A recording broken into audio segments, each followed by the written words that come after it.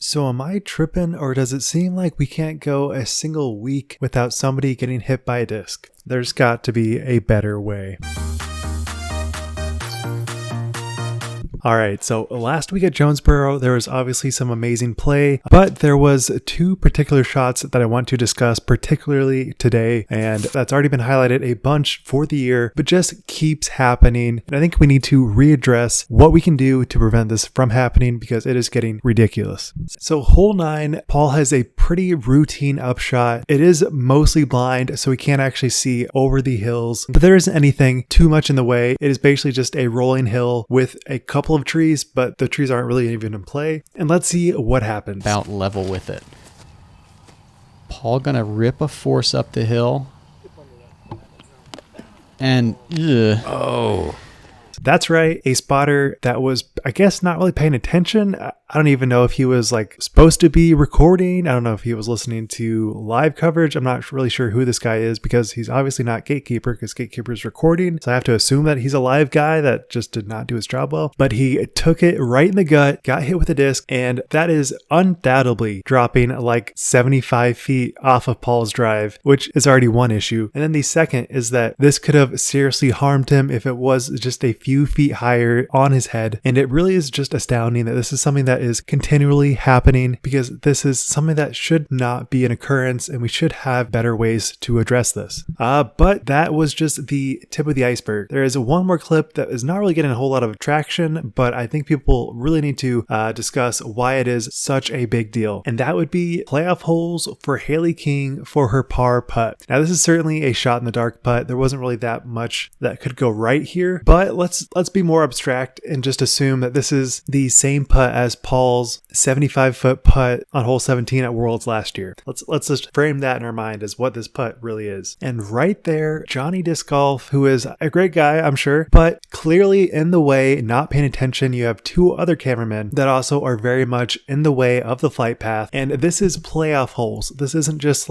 some first round routine upshot. This is the playoff. And if Hailey's disc did get hit, it was close enough to, let's say, make a 40-foot circle 2 putt versus a 60-foot circle 2 putt. That would be a drastic change. And it's all for this very precise camera angle that doesn't ultimately matter that much. There's so many more better ways to record this and to get this angle than being in the direct line of player and basket. There should never be any instances where we are at all coming into play of circle 1 or circle 2 for that matter. And I feel like I'm kind of losing my mind here because this is something that has happened so many times this year. We have Gannon at the Memorial getting his disc hit by a spectator. We have Paul actually getting his disc hit by a goose. So that's two things hit on his drive. And then the bigger ones here is obviously Anthony Barella getting his disc hit by a spotter going out of bounds, really throwing off his potential to win final round at LBC. And the number one situation here, which is Eagle's disc getting grenaded right into a filmer's skull, which obviously is very damaging, and I think actually did end up giving the filmer a concussion. So not only for filmer safety, but for the consistency of play for these professionals, these current solutions of basically just do nothing, stick with the same ideology that we've done before, is not working. And I think we need to address a couple of things here. I actually have seen this mentioned, and I don't know if I love the idea, but I think it is certainly a step towards some amount of progress, and that would be giving the player a redo.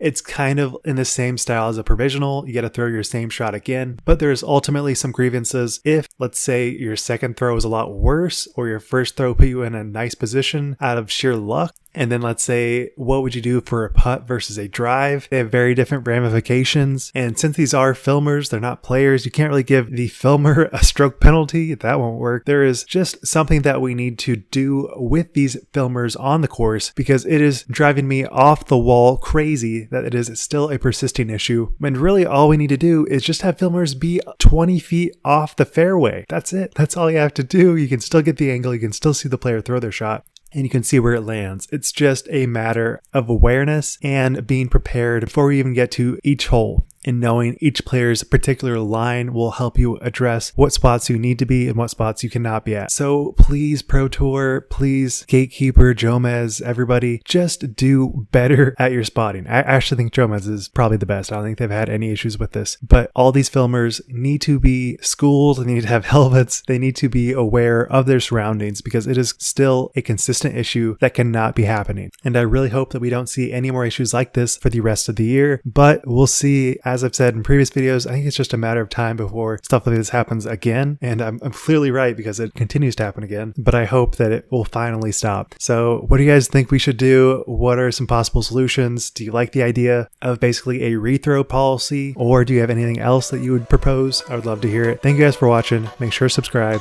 Wild Runs signing out. Peace.